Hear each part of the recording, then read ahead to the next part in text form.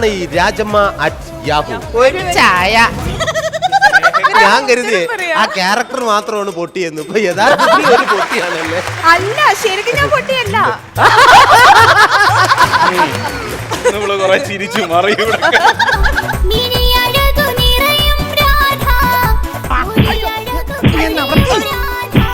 എന്തെങ്കിലുമൊക്കെ ചെയ്യോ? അടുത്തേക്ക് മാറി ഇന്നലെ ചിലപ്പോ അവൻ എന്തെങ്കിലുമൊക്കെ ചെയ്യും.